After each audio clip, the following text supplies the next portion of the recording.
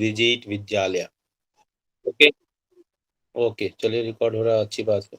सो ये तो बहुत ही पेनफुल है कि हम स्कूल में हम बच्चों को देख नहीं पा रहे हैं, समझ नहीं पा रहे हैं अच्छी तरीके से, और बच्चों के लिए भी अच्छा नहीं है। सजल वर्मा है जॉइंट। सजल, गुड मॉर्निंग बेटा। गुड एंड ऑल मॉर्निंग दो सर। स्टूडेंट्स, अंकित की आवाज सुने हुए बहुत दिन हो गया। गुड अंकित, गुड मॉर्निंग सर। मॉर्निंग। आज तो मैं सब गुड लोगों की मॉर्निंग एक बार सर। आवाज सुन लूं। तो जो बच्चे हैं, आयुषी गुड मॉर्निंग बेटा। Good morning Ayushi. Good morning sir. हाँ, आपकी आवाज तो मैं प्राय सुनता रहता हूँ, फिर भी Preeti good morning. Good morning sir. Arjun Singh Kushwaha good morning बेटा। Good morning sir. यस, ऐसी आवाज, हाँ, मजा आ गया, मजा आ गया। अर्जुन, तूने एकदम ताजगी भर दिया। लस्सी लगता पी के आया है तू आज, मट्ठा पी के आया है। चलो, इसके बाद उपेंद्र स्वामी गुड गुड मॉर्निंग मॉर्निंग बेटा। सर। यस, संदेश गुड मॉर्निंग बेटा। सजल से गुड मॉर्निंग हो गया है। ये हमारे बच्चे, ये देख नहीं पा रहा हूँ मैं कैसे, 18 अदर्स दिखा रहा है। आप लोग खुद ही गुड मॉर्निंग बोल दो बेटा। ये क्लिक करूंगा तो कहीं मुझे लग रहा है कहीं 17 others. Good morning sir. Good good morning morning sir. Himanshu, good morning Sandesh, good good morning morning. Sir. Yes Anshul, good good morning morning बेटा। Sir. Varsha good morning. Good morning मैं सर। सारे बच्चों को सुनना चाहता हूँ। Good morning sir. Good good morning sir. Morning Rahul. जो good morning बोल रहे हैं ना, उनका नाम आ जा रहा है स्क्रीन पर।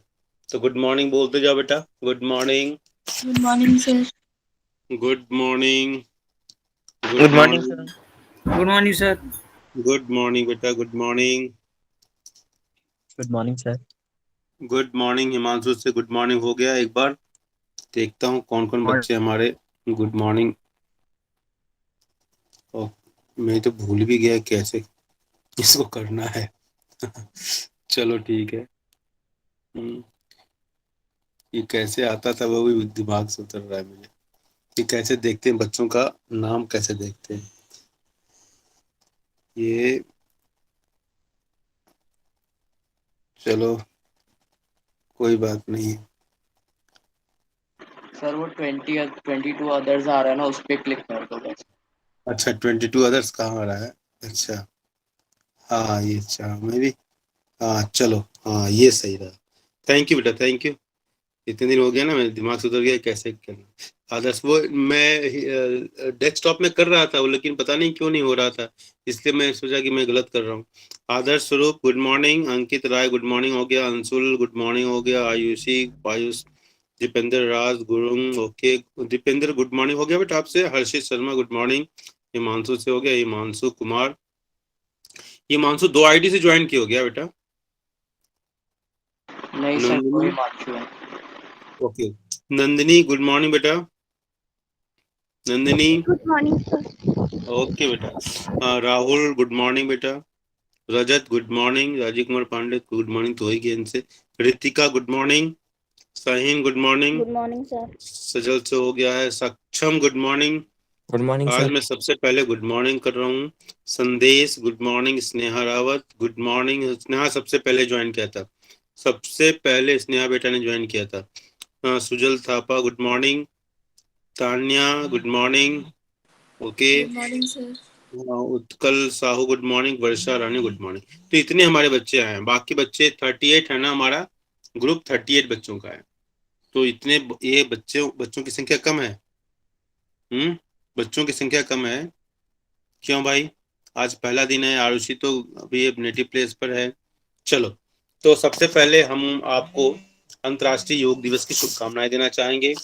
योग हमारे जीवन को बनाने वाला, योग हमारे जीवन को संवारने वाला, योग हमारे जीवन को चलाने वाला, योग हमारे जीवन में डायनेमिक परिवर्तन लाने वाला, ठीक है ना। ये एक बहुत अच्छी चीज है जो हमारे पूर्वजों ने हमको दिया, बिना किसी पेटेंट के, बिना किसी लाभ के। उन्होंने अगली जनरेशन को अच्छा बनाने के लिए, और आज पूरी दुनिया 177 देशों ने जब हमारे यूएन में इसका प्रपोजल रखा, प्रपोजल इसका रिकमेंडेशन किया, प्रपोजल तो इंडियन रखा, तो 177 177 देशों ने इसको रियलाइज किया कि no, this is the dynamic thing and it is the only thing through which we can establish the concept of humanity, brotherhood, universal brotherhood का जो कॉन्सेप्ट है, सर्वे भवन्तु सुखिनः सर्वे सन्तु निरामया सर्वे भद्राणि पश्यन्तु मां कश्चित् दुःखः, सभी सुखी हों सभी निरोगी हों, इस भावना के साथ इस योग को हमको करना चाहिए, जिंदगी में अपनाना चाहिए। चलिए, तो हम आज अंतर्राष्ट्रीय योग दिवस की शुभकामनाओं के साथ आगे बढ़ते हैं। थोड़ा सा हम लोग आंखें बंद कर लेंगे, क्योंकि ये तो मैं तो योग कराता ही रहता हूँ, लेकिन आज स्कूल में भी कल मीटिंग हुई थी तो बोला था कि बच्चों को थोड़ा सा योग, क्योंकि अंतर्राष्ट्रीय योग दिवस है तो बच्चों को थोड़ा सा मोटिवेट करेंगे आप। तो हम सबसे पहले अपनी आंखें बंद कर लेंगे। चलो, सबसे पहले हम क्या करेंगे, अपनी आंखों को बंद कर लेंगे और थोड़ा सा ध्यान लगाएंगे। पढ़ने से पहले थोड़ा सा अगर हम अपने मन को थोड़ा सा अगर देख लें आप मैं दिखाई दे रहा हूँ आप लोगों को? Yes sir. हाँ, तो सबसे पहले आंखें बंद कर लेंगे और हम 3 बार ओम की चैंटिंग करेंगे। इसके बाद फिर हम अपना सेशन स्टार्ट करते हैं। लंबी गहरी सांस लेंगे।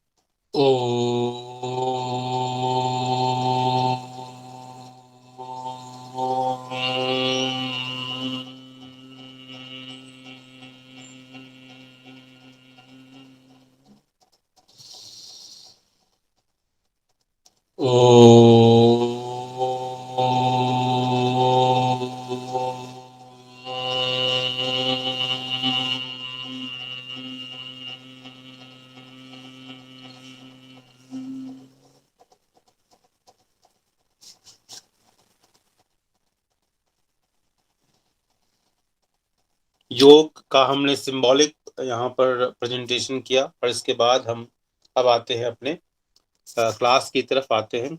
हमारी आज की class, dear friends, today is welcome to this new session after summer break.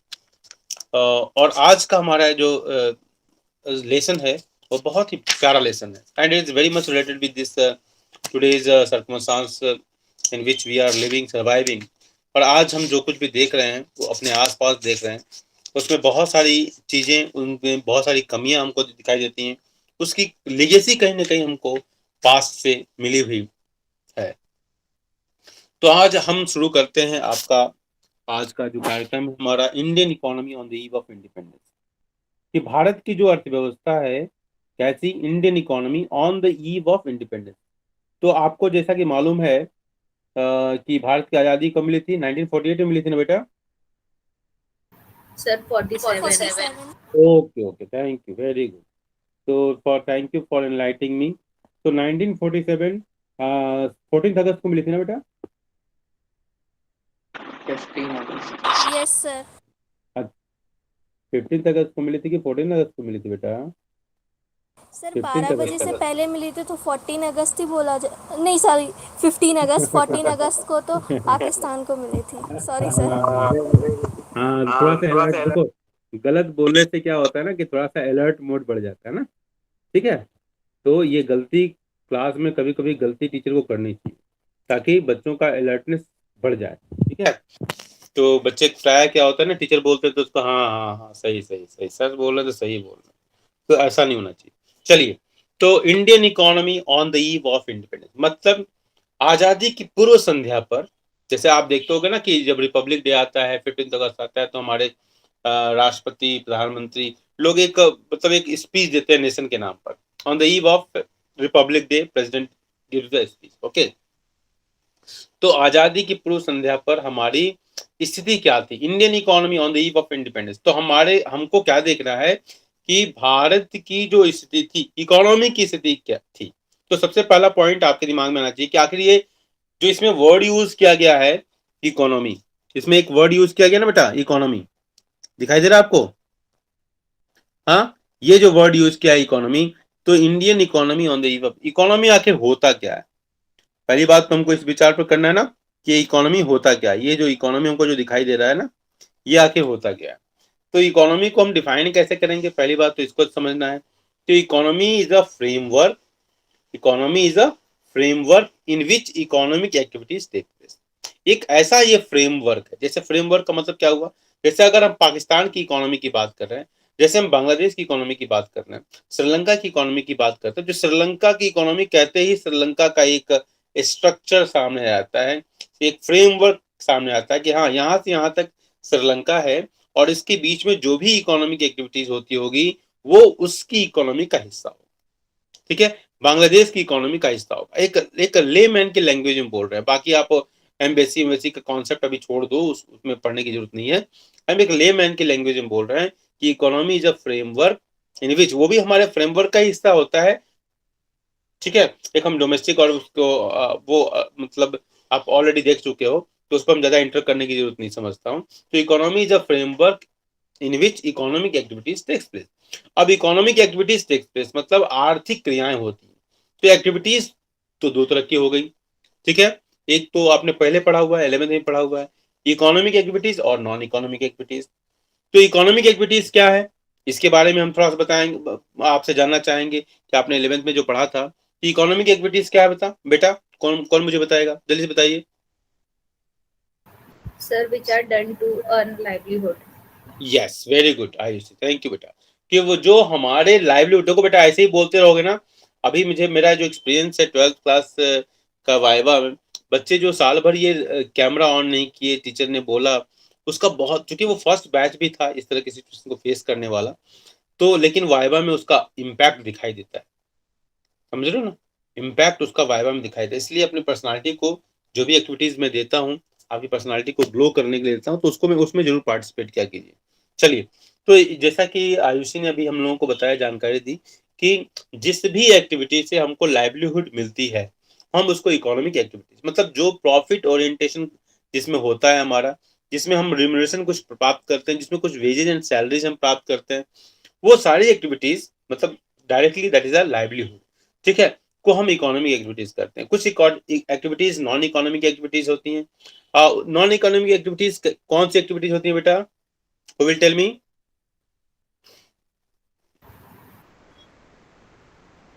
Sir, which Non, are done out of love, sympathy, patriotism. yes, which is not done for the economic purposes, जो आर्थिक purpose से, मतलब profit, remuneration, veg, इन सब purposes से जिनको नहीं किया जाता है, जिसको out of love, affection, patriotic feeling जैसा कि बताया, तो इन सब सारी चीजों की वजह से, इन सब कारणों की वजह से जिन एक्टिविटीज को हम करते हैं उसको हम नॉन इकोनॉमिक एक्टिविटीज करते हैं। तो इकोनॉमिक के अंदर इकोनॉमिक एक्टिविटीज भी होती है, नॉन इकोनॉमिक एक्टिविटीज भी होती हैं। हमको क्या विचार करना है इस लेसन में, what we have to focus in this lesson, that Indian economy, कौन सी economy, Indian economy, not Pakistani economy, not Bangladeshi economy, Indian economy on the eve of independence. जब भारत स्वतंत्र हुआ, मतलब 1947 के समय में हमारे अंग्रेज भाई लोग, हमारे पुर्तगीज जो मामा आए थे ना, वास्को डी गामा, जो नहीं थे अपने मामा, तो वो जो लोग आए, वो सारे लोगों ने भारत की अर्थव्यवस्था के साथ कितना प्यार भरा, मोहब्बत भरा, कितना बढ़िया सलूक किया, उसको देखना। ठीक है, नट सेल में, लेमैन की भाषा में बोल रहा हूं कि उन जितने भी लोग आए, सबसे लास्ट में तो अंग्रेज आए, उससे पहले टर्किश आए, हूण आए, मुगल आए, सब लोग आए, लेकिन सबसे लास्ट में जो 200 साल तक लगभग आप कह लो कि जब 1757 में जब उन्होंने बैटल ऑफ पलासी में सिराजुद्दौला को हराया, और तब से लेकर 1947 हाँ तक वो इस देश पर राज की। तो 1757 से 1857 आप जोड़ो तो 100 साल ऐसे हो जाते हैं, और 100 साल होने पर हमने फर्स्ट वॉर ऑफ इंडिपेंडेंस, अगर वीर सावरकर की भाषा में कहा जाए, उनकी बुक, उन्होंने पहले वो लीडर थे जिन्होंने इसको फर्स्ट वॉर ऑफ इंडिपेंडेंस कहा। वैसे अंग्रेजों ने इसको हमेशा डिग्रेड करने का प्रयास किया इस स्ट्रगल को, लेकिन बाद में जब रिसर्च हुए तो उसमें देखने को मिला कि ये बहुत ही प्लान्ड होके था 1857 की क्रांति। तो उसको उन्होंने सिपाही म्यूटिनी कहा, सिपाही विद्रोह कहा, और उसको अंडर वैल्यू करने का प्रयास किया, लेकिन वीर सावरकर ने उसको नाम दिया फर्स्ट वॉर ऑफ इंडिपेंडेंस, स्वतंत्रता संग्राम का पहला महायुद्ध। तो 1947 में भारत की स्थिति क्या थी, what was the condition of Indian economy on the eve of independence, मतलब 1947 में भारत की इकोनॉमी के जो बहुत सारे आयाम होते हैं, एक इकोनॉमी में एक एक्टिविटीज नहीं होती हैं, बहुत सारी इकोनॉमिक एक्टिविटीज होती हैं। उन सारे इकोनॉमिक एक्टिविटीज की स्थिति क्या थी, उन सारे जिसको हम कहते हैं ना कि हमने पढ़ा है सेक्टर्स ऑफ इंडियन इकोनॉमी। हम किसी भी देश में अर्थव्यवस्था को 3 भागों में बांटा गया, ठीक है। वो कौन कौन से सेक्टर्स हैं बेटा, एनीबॉडी टेल मी, वो कौन कौन से सेक्टर्स हैं जिसमें अर्थव्यवस्था को बांटा गया है? प्राइमरी सेक्टर्स, सेकेंडरी याद और आया? टर्शियरी। हाँ, सेकेंडरी सेक्टर और टर्सरी सेक्टर, वेरी गुड। तो प्राइमरी, सेकेंडरी और टर्सरी 3 सेक्टर्स में जो इकोनॉमी को क्लासिफाई किया गया है, तो हम एक एक सेक्टर की स्थिति को देखने का प्रयास करेंगे, ठीक है। प्राइमरी, सेकेंडरी और टर्सरी, और उनसे जुड़े हुए जो सेक्टर्स हैं। और इसके अलावा केवल हम इकोनॉमिक एक्टिविटीज की बात नहीं करेंगे, हम वो जो अदर पैरामीटर्स हैं जो डिटरमाइन करते हैं present growth as well as the future growth, जो फ्यूचर ग्रोथ की स्टोरी, जैसे अभी अब अगर आज के डेट में देख लो कि आज के डेट में हमारा जीडीपी की स्थिति बहुत ही खराब है, भारत का कोई भी सेक्टर अच्छा परफॉर्म नहीं कर रहा है। अब इसकी वजह क्या है? तो प्रेजेंट जो है पेंडेमिक एक बहुत बड़ी वजह है, जिसकी वजह से आज पूरे वर्ल्ड की इकोनॉमी की स्थिति खराब है। चूंकि जिन हमारे यहाँ लॉकडाउन वगैरह हो गया तो और भी स्थिति खराब हो गई। लॉकडाउन जरूरी था क्योंकि जान से ज्यादा जरूरी कुछ भी नहीं है। रतन टाटा ने बड़ा ही अच्छा कहा, इस समय जीडीपी देखने का समय नहीं है, इस समय जान बचाने का समय है। तो आज की जो स्थिति है, इसका असर आने वाले 10-5 साल तक आपको जरूर दिखाई देगा, 5-10 साल तक आपको जरूर दिखाई देगा बेटा, ठीक है। तो अंग्रेजों ने जो व्यवस्था हमारे लिए छोड़ कर गए, वो the kind of economy they left, it had affected us for a longer period, coming 20, 30, 40 years तक उसका इम्पैक्ट दिखाई दिया। वो अलग बात है कि हम इसके बाद हम अपने आप को संभाल नहीं पाए, और हमारे यहाँ के जो लोग थे, लोग थे, वो भी करप्शन में इन्वॉल्व हो गए। हमारे देश की आर्थिक स्थिति जितनी मजबूत होनी चाहिए थी, जितना स्ट्रांग होना चाहिए था, चाहे जिस रूप में भी कहो, पॉलिटिकली, इकोनॉमिकली, सोशली, ग्लोबली, उन सब में हमारी वो स्थिति शायद नहीं बन पाई। क्योंकि हमारे आसपास के जो देश हैं, उनकी पर कैपिटा इनकम को देखा जाए, उनके जीडीपी के साइज को देखा जाए, उनके पॉलिटिकल स्टेटस को देखा जाए, तो उसमें थोड़ा हमको अफसोस होता है कि हम कहाँ थे और कहाँ हमको जाना चाहिए था। खैर, तो आज हम इस लेसन में जो हम बात करेंगे वो आपकी स्क्रीन पर दिखाई दे रहा है कि आप देखिए, हम इन सब सेक्टर्स में तो की पॉइंट्स हमारे इस लेसन के हैं जिसको हमने यहाँ बनाने का प्रयास किया है। तो सबसे पहला हमारा की पॉइंट है, हमने नट सेल में इसको लिखा है कॉलोनियल। आप लिख लोगे तो जितने लोगों की लिखने की आदत होगी साथ साथ, वो समझ लो उनको याद करने में आसानी होगी, उनकी मेमोरी पावर अच्छी होगी। इसलिए मैं पूरा टाइम ले रहा हूँ। आज मैं केवल इन्हीं पॉइंट्स को आपको लिखने के लिए बोलूंगा, आप नोटबुक में लिख लीजिए। तो पहला हमारा पॉइंट है जिसको हमको डिस्कस करना है आज, to understand the status of Indian economy on the eve of independence. उसको समझने के लिए हमको इन सारे पॉइंट्स को डील करने की जरूरत है। तो पहला पॉइंट हमारा है कॉलोनियल एक्सप्लॉयटेशन, ठीक है, of Indian economy under the British rule. मतलब कॉलोनियल एक्सप्लॉयटेशन, हम इसकी व्याख्या बाद में करेंगे, पहले आप पॉइंट बस देख लें, क्योंकि पॉइंट हम जब व्याख्या करने लेंगे तो सारे पॉइंट्स क्लियर नहीं हो पाएंगे। दूसरा है हमारा features of Indian economy on the eve of independence. मतलब भारत की अर्थव्यवस्था की क्या क्या फीचर्स थे, क्या क्या विशेषताएं थी, जिसको हम आइडेंटिफाई कर सकें, yes this is the Indian economy. Third point है agriculture sector on the eve of independence, कि एग्रीकल्चर सेक्टर की स्थिति क्या थी इंडिपेंडेंस के समय में। क्योंकि हम जानते हैं कि भारत गांवों का देश है, पहले कहा जाता था भारत नदियों का देश है, भारत मंदिरों का देश है, भारत वास्तव में देखा जाए तो गांवों का देश है, ठीक है। तो गांव, आप अभी भी देखो भारत की अधिकतर आबादी गांव में रहती है, और महात्मा गांधी ने ग्राम स्वराज में एक कॉन्सेप्ट दिया था, यहाँ दीनदयाल उपाध्याय ने दिया था, और ऐसे बहुत विनोबा भावे जी ने दिया था। बहुत सारे लोगों ने कहा था गांव का विकास ही वास्तव में देश का विकास होगा। लेकिन आजादी के बाद हमने गांव के विकास को अपनी योजनाओं में, महात्मा गांधी का जो ग्राम स्वराज का था, हिंद स्वराज का जो कॉन्सेप्ट था, उसको कहीं ना कहीं हम नेग्लेक्ट कर गए, डायरेक्टली, इनडायरेक्टली, नोइंगली, अननोइंगली, जो भी हो, उस डिटेल में नहीं जाना चाहता हूँ। Industrial sector on the eve of independence, हमने प्राइमरी सेक्टर की स्थिति को देखना है, हमको सेकेंडरी सेक्टर, तो हम industrial sector is known as secondary sector, तो सेकेंडरी सेक्टर में की स्थिति क्या थी उसके बारे में। पांचवा हमारा पॉइंट है foreign trade on the eve of independence. ऐसा एक भी देश नहीं होगा आज के ग्लोबलाइजेशन के एज में कि वो फॉरेन ट्रेड नहीं करता होगा। जब फॉरेन ट्रेड का एलिमेंट आता है तभी हमारी इकोनॉमी को ओपन इकोनॉमी नाम दिया जाता है। तो foreign trade on the eve of independence, कि भारत की विदेशी व्यापार की स्थिति क्या थी। ठीक है, हम इसको आगे बताएंगे। बेसिकली हम इस लेसन में कहते हैं कि 5 पांडव। ठीक है, 5 पांडव को याद रखना है तो आपका ये लेसन कंप्लीट हो जाएगा। ये 5 पांडव यही है। Demographic profile during the British rule. Demographic profile क्या था, मतलब demography is a science which studies the population and it's components, उसको हम डेमोग्राफी कहते हैं। ठीक है, नेक्स्ट है हमारा occupational structure on the eve of independence. Occupation का स्ट्रक्चर क्या था, मतलब किस सेक्टर वाइज अगर देख लें तो कितने लोग कौन कौन से सेक्टर में एम्प्लॉयड थे, इससे हमको एम्प्लॉयमेंट सिनेरियो का भी पता चलेगा और लोगों के प्रोग्रेस का भी पता चलेगा, उनके स्टेटस, उनके वे ऑफ थिंकिंग का भी पता चलता है। बहुत सारे पैरामीटर्स इससे निकल कर आते हैं। इसके बाद infrastructure on the eve of independence. तो इन चीजों को हमको डिस्कस करना है आज के इस लेसन, आज के नहीं मतलब इस लेसन में हमको इन सब चीजों को देखना है। ठीक है, तो पहला पॉइंट क्या था बताइए, पहला पॉइंट क्या था, बोलो भाई। Colonial exploration.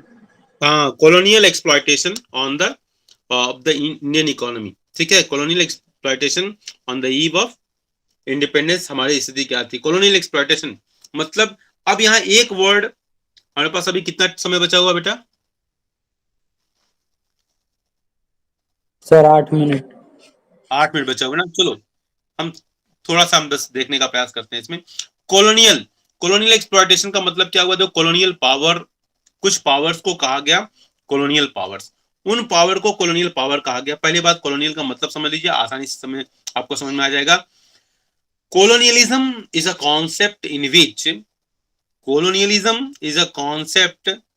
which the stronger nation captures the weaker nation, though we were not weaker, remember it, we were economically sound and that's why they foreign powers came to India।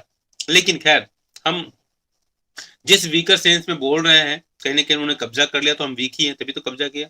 ठीक है, तो colonialism is a concept in which the stronger nation captures the weaker nation, dominate it politically इसको dominate करता है, मतलब अपने rules regulations को impose करता है, dominate it politically and exploit its resources for their own benefit।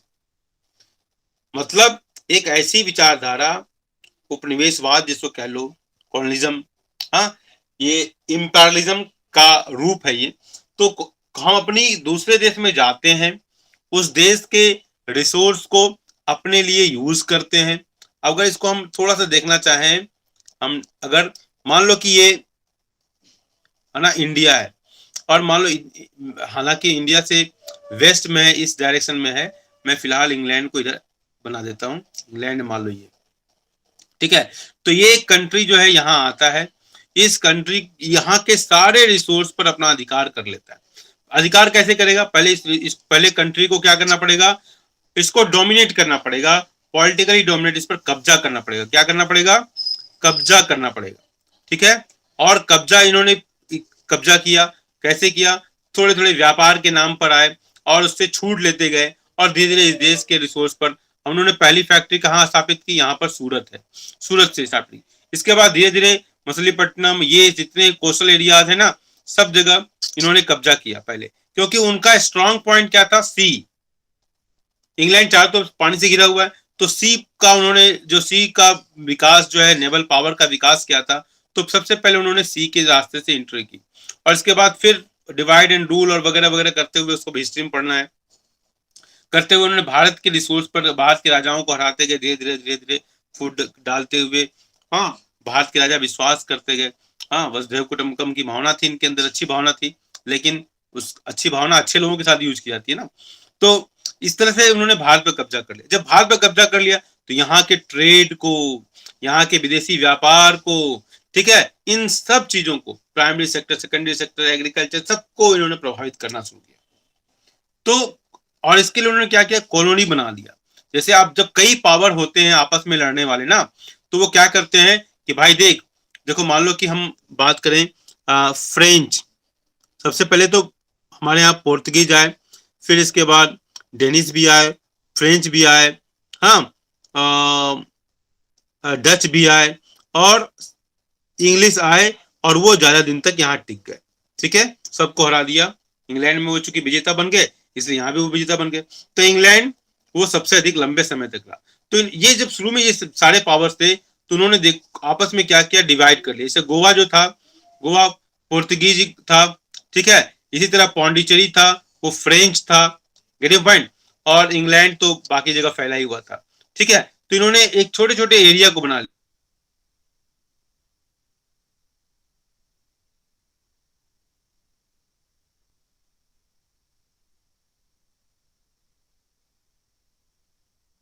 इस तरीके से उन्होंने एक लूटने का एक यंत्र बनाया। ठीक है, तो कॉलोनिज्म जो ऐसा था, colonial exploitation of the Indian economy under British rule, ये प्रोमिनेंट था। उन्होंने एक्सप्लॉयटेशन किया यहाँ के रिसोर्सेज का। वो एक्सप्लॉयटेशन कैसे हुआ? वो एक्सप्लॉयटेशन एग्रीकल्चर सेक्टर में हुआ, वो एक्सप्लॉयटेशन इंडस्ट्रियल सेक्टर में हुआ, वो एक्सप्लॉयटेशन फॉरेन ट्रेड में हुआ। हर जगह वो एक्सप्लॉयटेशन का इम्पैक्ट दिखाई देता है, जिसकी हम चर्चा हम अगले अध्यायों में हम डिटेल्स में करेंगे। और एक बार मैं आपका ये समय तो हो गया है अब, तो इस थोड़ा सा हम बातें कर लें कि आपके होमवर्क और क्लास वर्क के बारे में। आप अपना वर्क बेटा सही समय से कंप्लीट करते जाओ, वरना इस बार जो हम लोगों ने फेस किया ना, वो हम नहीं चाहते हैं कि आप फेस करें। और आपका बैच कंपेरेटिवली मुझे अच्छा लग रहा है। ठीक है, 11th में दो I have not taught you in 11th class, but comparatively I am feeling that is far better than this just passed batch. लेकिन बट ये सब डिपेंड करता है। मैं हमेशा मानता हूं कि tortoise always wins the race, rabbit never. तो आप कितने भी स्मार्ट हो, अगर कंटिन्यूअस आपके अंदर कंटिन्यूटी होगी तो आप विनर होगे, वरना आप सेंस ऑफ सुपीरियरिटी कॉम्प्लेक्स में होगे। और at the end of the session जब वाइवा होगा तो मुझे कॉल करते होगे। मैं बहुत सारा कॉल मुझे आ रहा था कि सर क्वेश्चन कैसा आएगा, क्या पूछेंगे, ये सब आए। मैं गाइड भी कर रहा था। बट आप जो पहले से जो पढ़े रहोगे ना, अपना नाम बोलने में हम कंफ्यूज नहीं होते हैं, पेरेंट्स का नाम बोलने में कंफ्यूज नहीं होते हैं, आपका घर का वो कंफ्यूज नहीं होता, आपके स्कूल का नाम है क्या है, that does not make us confuse. ठीक है, हम लोगों को कंफ्यूज नहीं करता है वो। ठीक है, ठीक है। लेकिन जब ये बात आती है कि बजट का क्लासिफिकेशन क्या है, ये रेवेन्यू रिसिप्ट में जाएगा, कैपिटल रिसिप्ट में जाएगा, ठीक है, ये डोमेस्टिक इनकम में होगा कि जीएनपी में होगा कि जीडीपी में होगा, तो इस तरह से जब क्वेश्चन पूछाते हैं तब कंफ्यूजन हो जाता है। Because practice is not there, okay. So with this note आप मुझे बताइए, और आपके मन में कोई विचार उठ रहा है तो बताइए, शेयर कीजिए, because our time is almost over. Ayushi, am I right? Yes, sir. हाँ बोलिए बेटा, आपके मन में कोई विचार हो रहा हो जल्दी से शेयर कीजिए। आज फर्स्ट डे है और आप पूरे क्लास को पूरे सेशन में अब जी जान लगा के पढ़ना बेटा। कैमरा वगैरह जब कभी बोला जाए, नेटवर्क का प्रॉब्लम होता है इसलिए मैं नहीं खुद ही नहीं बोलता हूँ, हाँ, लेकिन जब कभी बोला जाए तो कैमरा जरूर ऑन कीजिए। ठीक है, ये आपके परफॉर्मेंस के लिए अच्छा है। और कोशिश कीजिए कि हम घर में एक ऐसी स्थिति में बैठे जहाँ पर आने जाने वाले लोग ना हो, बैकग्राउंड से साउंड नहीं आए, क्योंकि अगर मेरे घर से बैकग्राउंड से साउंड आता है तब भी हमारी बेइज्जती होती है, आपके घर से बैकग्राउंड का साउंड आएगा तब भी आपकी बेइज्जती होगी। ठीक है, घर में बहुत सारे लोग होते हैं, बहुत सारे ग्रीवांसेस होते हैं, ऐसा हो जाता है। ठीक है बेटा, ठीक है, यस बोलिए। सर। और आप कितने लोगों ने होमवर्क सबमिट कर दिया है और क्लास वर्क सबमिट कर दिया है, अपलोड कर दिया है? अगर नहीं किया है तो जल्दी से कर लो बेटा। ठीक है, और मैं एक पैरेलल में रेमेडियल अगर क्लास स्टार्ट करना चाहूंगा तो आप में से कितने लोग एग्री हो? Parallel remedial class, Ayushi is raising hand, Himanshu is also raising hand. तो टाइम मैं आयुषी पर छोड़ता हूँ कि बेटा आयुषी हम टाइमिंग क्या रखें उसको, टाइमिंग डिसाइड कर लो बेटा। ठीक है, ठीक है बेटा, चलिए तो अब हम इस सेशन को वाइंड अप करते हैं बेटा, हाँ, और हम इस को कंटिन्यू रखेंगे और इसको हम अगले लेसन्स में इसको हम एक्सप्लेन करेंगे। ठीक है बेटा। तो थैंक यू, आपका पहला दिन था और उम्मीद करते हैं कि आप अपने अटेंडेंस को और बढ़ाएंगे। जो लोग नहीं आ पा रहे हैं, जो लोग कनेक्ट नहीं हो पा रहे हैं, वो उनसे कनेक्ट करने का आप जरूर प्रयास कीजिए और मुझे भी एक रिपोर्टिंग दे दीजिएगा कि कौन कौन से बच्चे एब्सेंट हैं। आयुषी बेटा, हाँ, तान्या, आप लोग मिलके मुझे भेज देंगे, ठीक है बेटा, कौन एब्सेंटीज का नाम। ओके, आयुषी एंड तान्या, चलो बेटा, थैंक यू बेटा, thank you bye. Sir. Thank you sir.